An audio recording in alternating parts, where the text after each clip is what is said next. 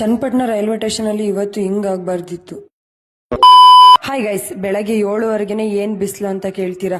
ನಾವು ಕೆಂಗೇರಿ ಹೋಗ್ಬೇಕಾಯ್ತು ಅಂತ ಬೆಳಗ್ಗೆನೆ ಎಲ್ಲರೂ ಕೂಡ ರೆಡಿಯಾಗಿ ಗಾಡಿಲಿ ಹೊರಟ್ವಿ.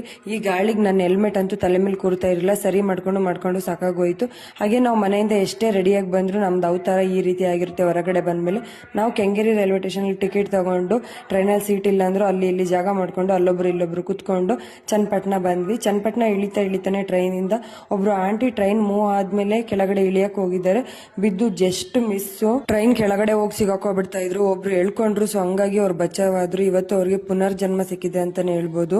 ಆಂಟಿ ಬಿದ್ದಿದ್ ನೋಡಿ ನನ್ಗಂತೂ ಫುಲ್ ಕೈ ಕಾಲು ಎಲ್ಲ ನಡ್ಗ ಸ್ಟಾರ್ಟ್ ಆಗೋಯ್ತು. ಸ್ವಲ್ಪ ಹೊತ್ತು ಕುತ್ಕೊಂಡು ಸುಧಾರಿಸ್ಕೊಂಡು ನೀರ್ ಕುಡ್ಕೊಂಡು ಚನ್ನಪಟ್ಟಣ ರೈಲ್ವೆ ಸ್ಟೇಷನ್ ನೋಡಕ್ ಈ ರೀತಿ ಇರ್ಲಿಲ್ಲ. ಇವಾಗ ಆಲ್ಮೋಸ್ಟ್ ರೆಡಿ ಮಾಡ್ತಾ ಇದಾರೆ. ತುಂಬಾನೇ ಚೆನ್ನಾಗಿ ರೆಡಿ ಮಾಡಿದ್ದಾರೆ ಅಂತಾನೆ ಹೇಳ್ಬೋದು. ನಾವು ಮನೆಯಿಂದ ಬರ್ತಾ ಟಿಫನ್ ಮಾಡ್ಕೊಂಡ್ ಬಂದಿರಲಿಲ್ಲ, ಹಂಗಾಗಿ ಅಲ್ಲಿಂದ ಆಟೋಗೆ ಹೊರಟ್ವಿ. ಹೋಟ್ಲಲ್ಲಿ ಹೋಗ್ಬಿಟ್ಟು ಟಿಫನ್ ಮಾಡ್ಕೊಂಡು ಹೋಗೋಣ ಅಂತ ಹೇಳ್ಬಿಟ್ಟು ಮಕ್ಳಿಗೆ ಇಬ್ಬರಿಗೂ ಇಡ್ಲಿ ತಗೊಂಡು ನಾವು ದೋಸೆ ತಗೊಂಡ್ವಿ.